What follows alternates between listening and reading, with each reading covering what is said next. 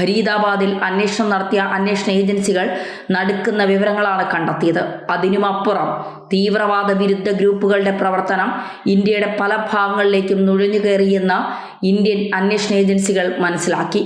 2001 September 11 world trade centre ഭീകരാക്രമണത്തിന് ശേഷം ലോകത്തിൽ ഒരു പദപ്രയോഗം നമ്മൾ കേട്ടു: വൈറ്റ് കോളർ ടെററിസം. പഴയതുപോലെ വാടക കൊലയാളിയോ സമൂഹത്തിന്റെ താഴെത്തട്ടിൽ നിൽക്കുന്ന ദുർബല വിഭാഗങ്ങളെയോ ഉന്നമിട്ടായിരുന്നില്ല ഈ ഭീകര സംഘടനകളുടെ നീക്കം.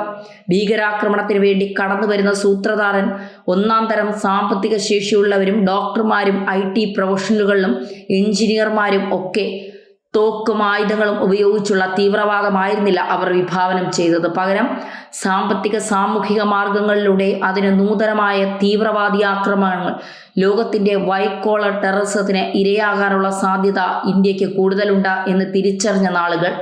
ഇത്തരം അപകടങ്ങളെക്കുറിച്ച് ബോധവാന്മാരായിരുന്നു ഇന്ത്യയുടെ റോയും NIA-യും. ഇതടക്കമുള്ള അന്വേഷണ ഏജൻസികൾ അവരുടെ ശക്തമായ ഇടപെടലുകൾ പിന്നീട് ഇന്ത്യയെ സംരക്ഷിക്കുന്നതിലേക്ക് നീങ്ങി. പാകിസ്ഥാനും ഖത്തറും ഒക്കെ ഉൾപ്പെടുന്ന ഒട്ടനവധി രാജ്യങ്ങളിലൂടെ കടന്നുപോകുന്ന വലിയൊരു നെറ്റ്വർക്കിന്റെ ഭാഗമാണ് ഈ വൈറ്റ് കോളർ ടെററിസം.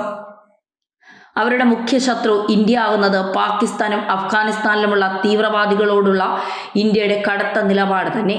എല്ലാത്തിനും ഒടുവിൽ രാജ്യ തലസ്ഥാനമായ ചെങ്കോട്ടയിൽ നടന്ന സ്ഫോടനത്തിന്റെ പിന്നാമ്പുറ കഥകൾ പുറത്തു വരുമ്പോൾ നമ്മൾ നടുങ്ങുന്ന പല വസ്തുതകളും മുന്നിലേക്ക് വരികയാണ്. വൈറ്റ് കോളർ ടെററിസത്തിന്റെ ഒരു സാമ്പിൾ മാത്രമാണ് ചെങ്കോട്ടയിൽ നമ്മൾ കണ്ടത്.